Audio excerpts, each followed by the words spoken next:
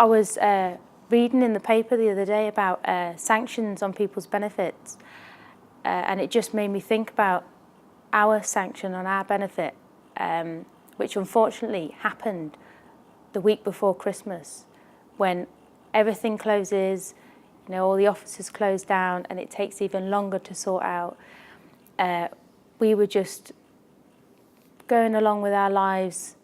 Everything was okay. We weren't quids in. We didn't have a fantastic life. You know, money wasn't fantastic, but we were getting by. And we were happy. We were steady. You know, we didn't really think about money that much. You know, we didn't buy everything we wanted to buy, but we didn't have to think, where's the next meal coming from? And then one day we got a letter saying that we had this sanction on our benefit because my husband hadn't applied for one job on the morning that he was due to sign on. And from there, our benefits were stopped for a whole month with nothing.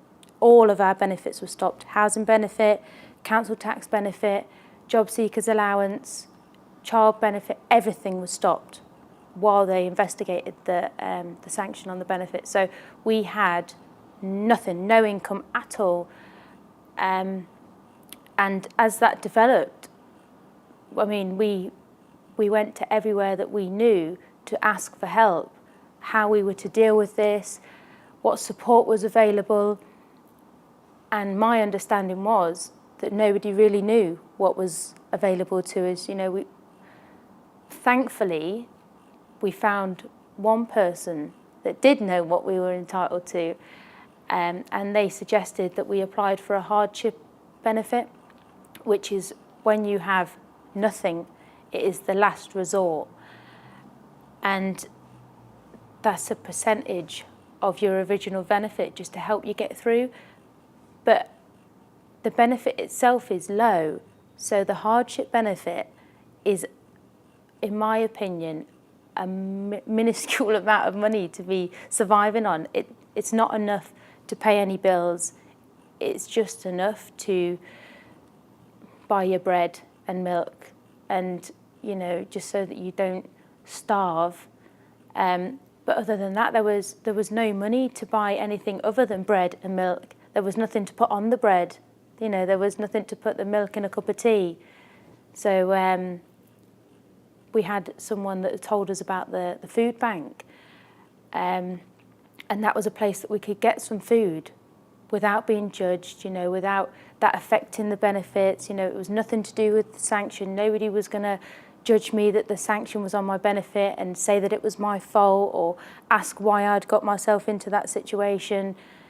And it wasn't going to be relayed to the government that I had to go to a food bank because of the benefit. It was just an independent thing where someone was there to help, relieve some of the pressure, you know, help me get through the weeks that I was waiting for my sanction to be reinvestigated. And it did, you know, we got through. And at the end of the month, after Christmas, when all the offices opened again, it was decided that it was wrong. It was wrongly sanctioned. And all of that was for nothing. It was somebody had acted too quickly on the information that they were given. And once all the evidence was presented, it was shown that you know, we had done everything that we were supposed to do. And we shouldn't have had to go through all that upset and stress and heartache, you know, at Christmas when everyone's supposed to be happy and everyone spends loads of money unnecessarily and eats too much food, and I was struggling to just eat the amount of food that I was supposed to be eating.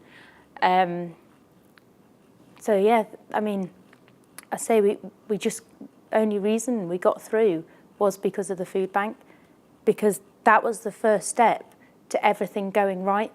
Once the food came in, then we could relax a little bit and think clearly about how we were going to deal with the other things. Because once it's all the information, all of the problems just clumped together, and once one thing comes together, then the next thing falls out, and then you can sort of lay them down and tick them off as you do them.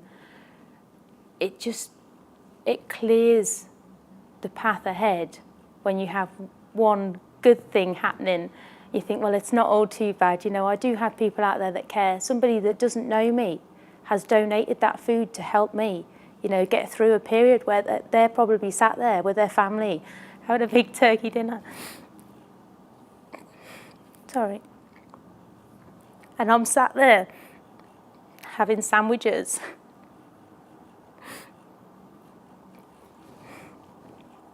On my own, with my husband and my son, you know, just cuddled up watching the telly. And the presents my son opened on Christmas Day were from the charity shop. But he appreciated them. And we had a good day.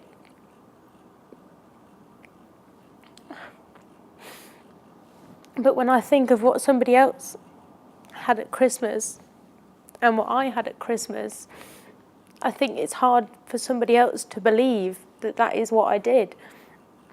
Everybody expects that everybody can afford to have that day. But not everybody can afford that. And I would have been able to afford that if I hadn't had that sanction. You know, that's a memory that I will always remember, that Christmas. That I couldn't afford to have a proper Christmas. I couldn't afford to have an actual Christmas dinner. I had tinned casserole, you know, and powdered mashed potato with it. But, you know, I ate. It could have been worse. I could have had no food, and then I really would have been struggling. And I had a smile on my face on Christmas morning, which is something that I wouldn't have had if I hadn't have gone to the food bank, because I would have been, you know, worried about what we were going to eat.